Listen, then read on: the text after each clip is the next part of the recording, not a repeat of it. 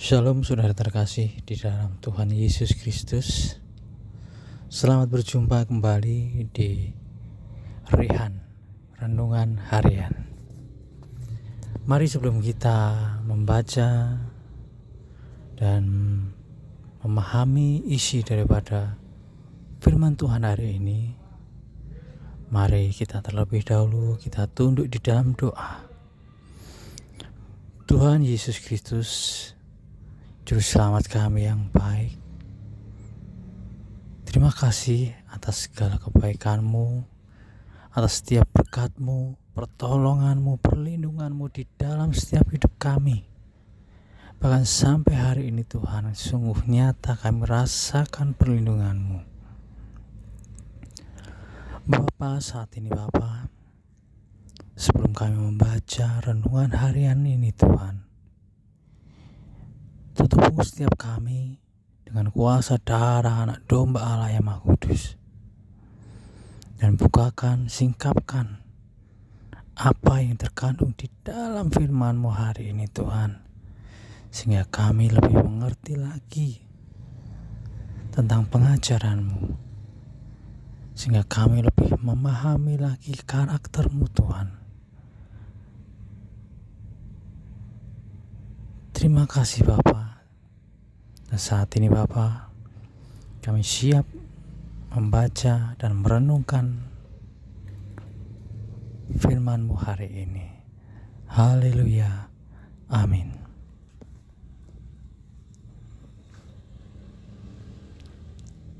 Rehan Renungan Harian. Shalom.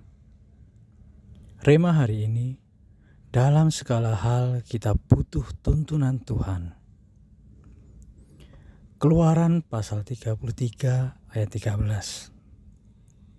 Maka sekarang, jika aku kiranya mendapat kasih karunia di hadapan-Mu, beritahukanlah kiranya jalan-Mu kepadaku, sehingga aku mengenal Engkau, supaya aku tetap mendapat kasih karunia di hadapan-Mu. Ingatlah bahwa bangsa ini umat-Mu.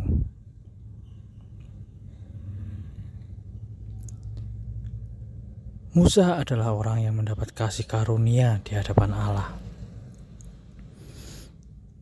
Dari bacaan di atas kita dapat melihat bagaimana Musa bercakap-cakap dengan Allah seperti dengan seorang manusia. Pada saat itu Allah telah memerintahkan Musa untuk membawa bangsa Israel keluar dari Mesir menuju tanah perjanjian. Namun karena bangsa itu tegar tengkuk, maka Allah berfirman bahwa Ia akan membiarkan mereka berjalan sendiri, dan Dia tidak akan menyertai mereka. Mendengar ancaman itu, mereka pun bergabung. Tidak terkecuali Musa pun ikut menjadi takut dan gelisah.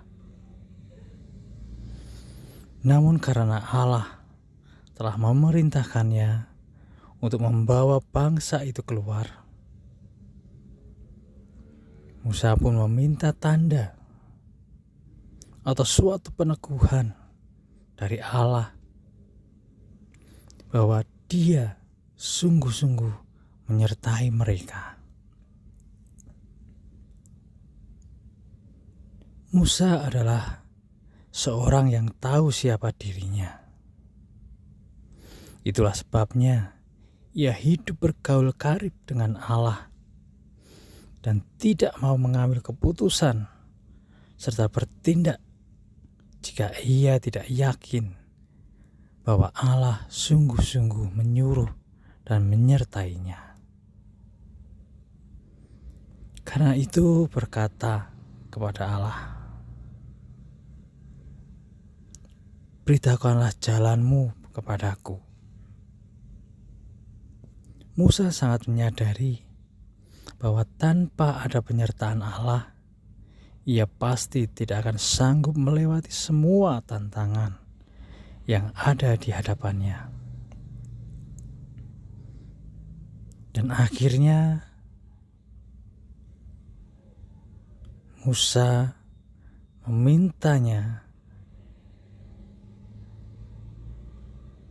Allah pun menyatakan kemuliaannya sebagai bukti penyertaannya kepada mereka.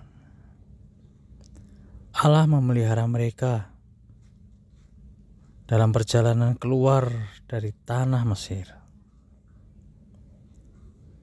Dalam kehidupan kita sebagai murid-murid Tuhan Yesus, kita pun wajib meminta dan berdoa dengan sungguh-sungguh agar kita memahami jalan-jalan Allah, mengerti hatinya, tujuannya, prinsipnya, dan bahkan penderitaannya, agar kita dapat mengenalnya secara pribadi. Dengan bersungguh-sungguh berdoa dan merenungkan firman-Nya akan membantu kita lebih memahaminya. Kita memerlukan tuntunan Allah dalam bisnis kita, pelayanan kita, di dalam rumah tangga kita, di dalam studi, dan masa depan kita.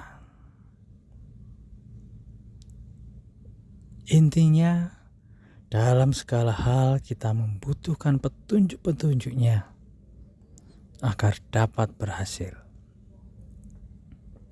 Seperti halnya Musa yang telah melihat mukjizat-mukjizat sebagai bukti penyertaan Tuhan, demikianlah kita juga akan melihat campur tangan Tuhan dalam setiap persoalan dan masalah di dalam hidup kita. Sebagai bukti penyertaan-Nya,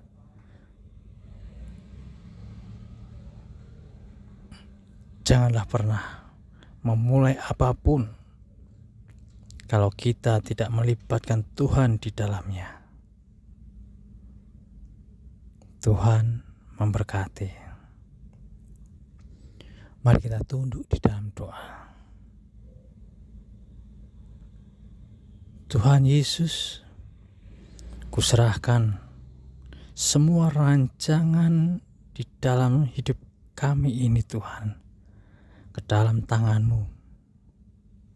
Sertai dan berkatilah agar pada akhirnya semuanya dapat berjalan sesuai dengan kehendak-Mu dan menjadi berkat di dalam kehidupanku. Dan berkati setiap perjalanan hidup kami ini Tuhan. Sertai, lindungi, dan jadilah penerang di dalam setiap hari-hari kami. Terima kasih Bapa. Haleluya. Amin.